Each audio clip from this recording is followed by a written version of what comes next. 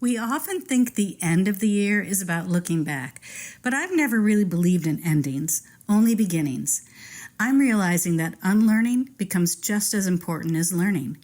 In this final episode of 2025, I'm sharing what I've unlearned and how that clearing out is shaping the way I'm stepping into 2026. A bit lighter, hopefully wiser, and even more curious. So let's get started. Welcome to the Youthful Older Yogi podcast. I'm MJ Waddell, your host and founder of Share Yoga. I've been teaching, practicing, and loving yoga for nearly 30 years. I'm an advocate of movement, creativity, and staying healthy in mind and body after 50. It's never too late to start, and there's a lot of healthy years ahead. So let's start now. Hi, everybody, and thank you for tuning in to the Youthful Older Yogi. I'm MJ Waddell, the creator and founder of Share Yoga, and your host for this podcast. This is the final podcast of 2025, and I've entitled this episode, Unlearning My Way Forward to 2026. So I've got a lot of notes, and, like many of us naturally do at this time of the year, it's kind of a time to reflect and look back, and not to judge or to grade myself, but to reflect and just notice what I've learned and mostly what I've unlearned. So decades of practicing yoga and meditation, I realized that growth doesn't always come from adding more, and sometimes it just comes from letting go. I know you hear this over and over again in your yoga class, to just let go, breathe it out, let it all go. And sure, but how do we do that?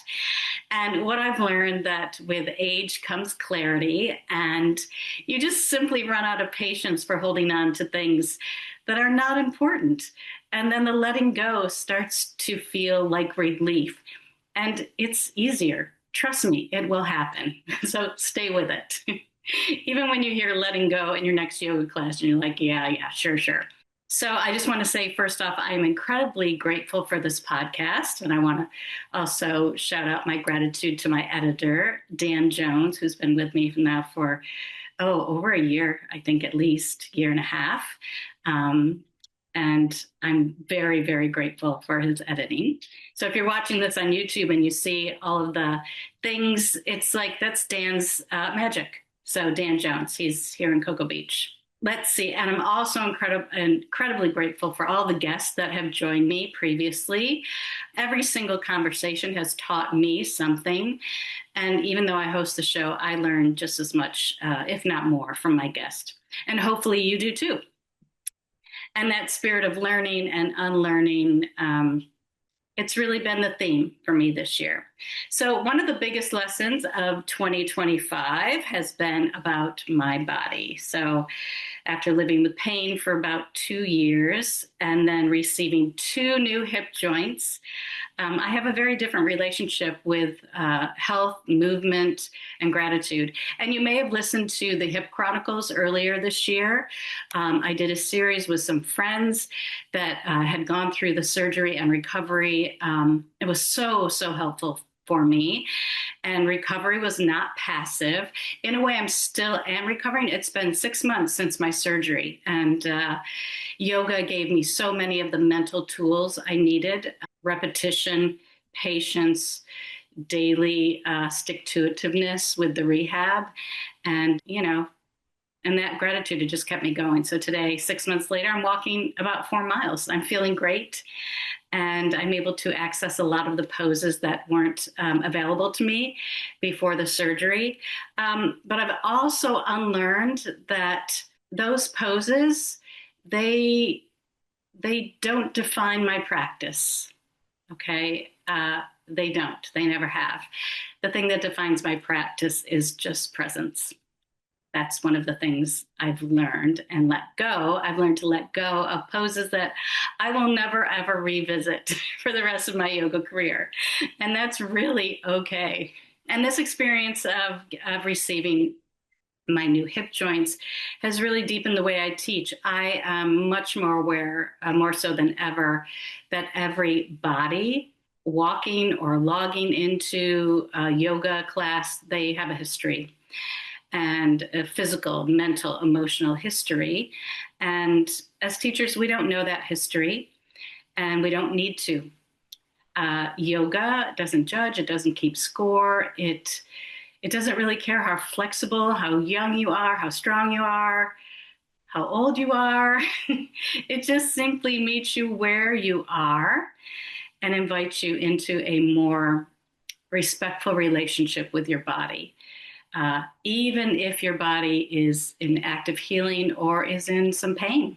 Let's see, I've also unlearned a lot about certainty. I no longer believe that there's one right way to do a pose or feel a sensation or experience yoga. Of course, foundations matter, but what matters more is what works for your body, what works for your nervous system, and what works for your life. And that lesson applies just as clearly off the mat as it does on the mat. So at the beginning of 2025, I had this idea that I would share a mudra in every episode. And I did that pretty consistently up until I began the Hip Chronicles. And then after the Hip Chronicles, my surgery, I just focused on recovery. And somewhere along the way, I just let that go. And for a minute, I wondered, am I letting my listeners down? Or even myself, because I tend to follow through whenever I say I'm going to do something. And here's another thing that I've unlearned. It's okay to start something and then realize it doesn't bring you the satisfaction that you thought it would. I spent time learning about these mudras, thinking I'd incorporate them into my classes. And then I realized, just reading one book or, exploring some on the internet and through other teachers, it just didn't make me fluent enough where I felt fluent enough in teaching the mudras. So just like yoga, it takes time and repetition and lived experience to just before something feels very authentic enough to share. So instead of forcing it, I paused, and to me that feels like a more honest practice. Another huge milestone this year was I finally led my first retreat, something I had dreamt about and for nearly 15 years. So last September, alongside my dear friend Terry Orr, I co-led a retreat on the beautiful Bald Head Island in North Carolina.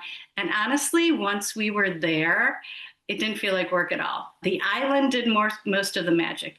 Terry brought her expertise and her beautiful plant-based cooking and teaching, and I led short, doable yoga practices and meditations. But what surprised me the most was how much unlearning happened before the retreat, during the planning, the doubt, the fear, and yes, the marketing.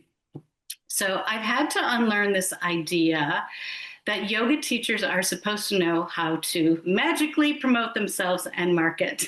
So if things don't happen and you don't have as many people signing up for your courses or your retreat, that fear starts to creep in, like you're doing something wrong. And so I reframe the marketing as sharing and sharing something that I truly believe and I know that supports health and well-being. And I've also unlearned what I thought a retreat should be. It didn't need to be complicated or exhausting or impressive. It just needed to be real, kind, and nourishing. And that's what we named the retreat, was Nurture and Nourish. And it was. I'm hoping it happens again in 2026. Please stay tuned for all that. I'm holding on to that with curiosity and not attachment. See how all these yoga lessons just kind of weave their way in eventually? So stick with it. And I'm continuing slowly and sometimes awkwardly to build an online space for teaching, learning, and connecting. I've come a long way, but I have a very long way to go. And that's really okay. Yoga has taught me how to stay with the process. And as I look forward to 2026, my intention is simple. It's take what I've learned, honor what I've unlearned, and keep practicing and keep sharing.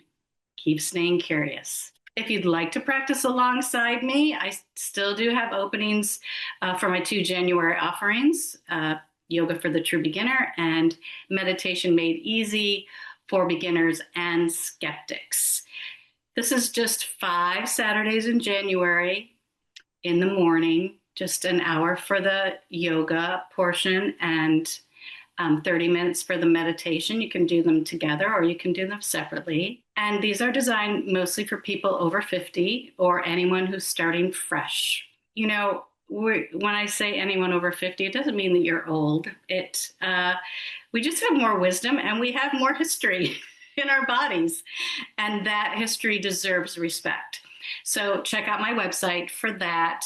There's only a few days left to sign up. And my website is shareyogawithmj.com, shareyogawithmj.com. All the information is on there, but do it quickly because it's almost time is up and there won't be any more time for you to register. So I hope you join me. And if you have any questions, you know where to reach me. And if it's not for you, that's perfectly okay. What matters to me most is just continuing, like I said, to share yoga in ways that are welcoming, realistic, and kind. I'd also share that this year, I did question whether I should continue the podcast. I don't get a lot of feedback, and sometimes I wonder if that's a marketing thing, probably, or just part of being in a quieter corner of the yoga world. I never really started this podcast to get likes or a lot of attention, but I would love more connection. That's really what my intention for this podcast is to connect and to encourage and be an advocate for movement and creativity, whether it's yoga or any type of movement discipline after 50, right? There's a lot of healthy living ahead. And what really lights me up is hearing from people, especially those over 50 who are thinking maybe about starting yoga or returning to it, or people that think I'm over 50, I can't possibly start teaching yoga. Yes, you can, and I hope you do. But I'd also love to know what you want to hear about, what you're curious about, or what questions you're carrying. That kind of engagement, it just fuels me, and it helps shape where this podcast will go next year as I move into the third season. So to everyone who has listened or shared the podcast or commented or reached out, thank you. Please continue to do that. Giving a thumbs up, subscribing, all of that stuff is free. It just helps to get the podcast out to more people who might benefit from it or want to hear more about yoga. So again, thank you so, so very much. I truly love hearing what resonates with you and what you'd like me to explore and what we can explore together. So if there's a topic you want me to dive into, let me know. I love being given assignments. All of a sudden, I'm a great student of life. In the show notes, you will find a poem that I like to share towards the end of the year. And as we move into 2026, I won't recite it for you here now, but check it out in the show notes. It's called Whispers of Renewal, and I cannot find who the author is. So if you know who the author is, let me know. I really did search quite exhaustively. I'm not even sure where I heard about this poem, but it's a nice one. So you can find that in the show notes. So again, thank you so much for being here, for practicing curiosity, for doing your own learning and unlearning alongside me. I can't wait to share 2026 with you. Wishing you all the blessings that your heart can hold. And until then, thank you again and keep sharing yoga. Namaste. Thank you so much for listening. Now you can go to my show notes on YouTube or Buzzsprout and send me a voicemail or email. I'd love to hear what topics you'd like me to speak about, what your thoughts are on the episodes, and maybe I'll share your message on a future episode. Please subscribe to my website, shareyogawithmj.com, so you can receive my newsletters and be first to know about my retreats, workshops, courses, and freebies. If you navigate on social media, you can find me mostly on Facebook and a bit on Instagram at Mary Jane Waddell. That's Jane with a Y, Jayne. This podcast would not be possible without the help of my editor, Dan Jones from Cocoa Beach Productions. You can find Dan at cocoabeachweb.com. And of course, thanks to my generous guests who share their time, insights, and youthful wisdom. Remember, the Youthful Older Yogi podcast is presented solely for educational, inspirational, and entertainment purposes. It is not intended as a substitute for a physician or other qualified professionals. Okay, yogis, stay well, stay youthful, and keep sharing yoga.